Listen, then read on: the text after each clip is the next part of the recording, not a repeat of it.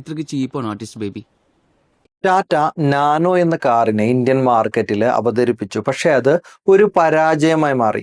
അത് പരാജയമാകാനുള്ള കാരണങ്ങളിലൊന്ന് അതിനെ മാർക്കറ്റ് ചെയ്യാൻ ഉപയോഗിച്ച ഒരു വേർഡാണ്. അതായത് ടാറ്റ നാനോ കാറിനെ മാർക്കറ്റ് ചെയ്യാൻ ഉപയോഗിച്ചത് ചീപ്പസ്റ്റ് കാർ എന്നുള്ള ഒരു ലേബലിലാണ്.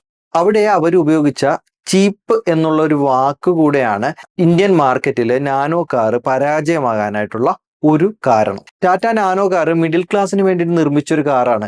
മിഡിൽ ക്ലാസ്സിന് ഒരു കാർ എന്നുള്ളത് ഒരു യൂട്ടിലിറ്റിക്ക് പുറമെ ഒരു അഭിമാനം കൂടെയാണ്. അപ്പോൾ ആ ഒരു അഭിമാനം വാങ്ങുക കൂടെയാണ് ഒരു കാർ വാങ്ങുന്നതിലൂടെ മിഡിൽ ക്ലാസ് ആയിട്ടുള്ള ഇന്ത്യൻ ആളുകൾ ചെയ്യുന്നത്. അപ്പോൾ അവിടെ എന്ത് സംഭവിച്ചു എന്ന് വെച്ച് കഴിഞ്ഞാൽ ആ ചീപ്പ് എന്നുള്ള ഒരു വാക്കാണ് ആളുകളെ അകറ്റി നിർത്തിയത്. അവരൊരു അഭിമാനത്തിന് വേണ്ടി ഒരു കാറ് വാങ്ങിക്കുമ്പോൾ ആരും ചീപ്പാകാൻ ആഗ്രഹിക്കുന്നില്ല. ഈ ചീപ്പ് എന്നുള്ള ഒരു വാക്ക് ബിസിനസ്സിൽ കസ്റ്റമറെ അകറ്റി നിർത്തുന്ന ഒരു വാക്കാണ്. നമ്മുടെ ബിസിനസ്സിൽ ഈ ചീപ്പ് എന്നുള്ള വാക്ക് കൃത്യമായിട്ട് ഉപയോഗിച്ചില്ലെങ്കിൽ നമ്മുടെ സെയിൽസിനെ അത് ബാധിക്കും. ആ ഒരു വാക്ക് നമുക്ക് ചില സാഹചര്യങ്ങളിൽ ഉപയോഗിക്കാം, എന്നാൽ ഒട്ടുമിക്ക സാഹചര്യങ്ങളിലും നമ്മൾ അകറ്റി നിർത്തണം. എവിടെ ഉപയോഗിക്കാമെന്ന് പറയാം. ഒരു കസ്റ്റമർ നമ്മുടെ പ്രോഡക്റ്റിന്റെ പ്രൈസിൽ ബാർഗെയിൻ ചെയ്യുകയാണ്. ഈ പ്രോഡക്റ്റിന് ഇനിയും വില കുറയില്ലേ എന്ന് കസ്റ്റമർ ചോദിക്കുമ്പോൾ ഇതിലും ചീപ്പായിട്ടുള്ള ഒരു പ്രൈസ് ആണോ താങ്കൾ ആഗ്രഹിക്കുന്നതെന്ന് കസ്റ്റമറോട് തിരിച്ച് ചോദിച്ചു കഴിഞ്ഞാൽ അവർ പിന്നീട് ആ ചോദ്യം ചോദിക്കില്ല.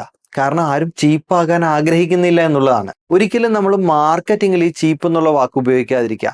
ഇപ്പോൾ ഒരു ഉദാഹരണം പറഞ്ഞു കഴിഞ്ഞാൽ, നമുക്ക് ഒരു ഡിസ്കൗണ്ട് പ്രൈസിന് ഒരു പ്രൊഡക്റ്റ് കൊടുക്കുകയാണ്. അവിടെ പ്രൊഡക്റ്റിന്റെ പ്രൈസ് കുറച്ച് വെച്ചിരിക്കുകയാണെങ്കിൽ നമ്മൾ ചീപ്പ് പ്രൈസിനാണ് ഇത് അവൈലബിൾ ആകുന്നതെന്ന് പറയാൻ പോകരുത്. മറിച്ച് ഈ പ്രോഡക്റ്റ് അഫോർഡബിൾ ആണെന്ന് പറയാം, ഒരിക്കലും ചീപ്പ് ആണെന്ന് പറയരുത്.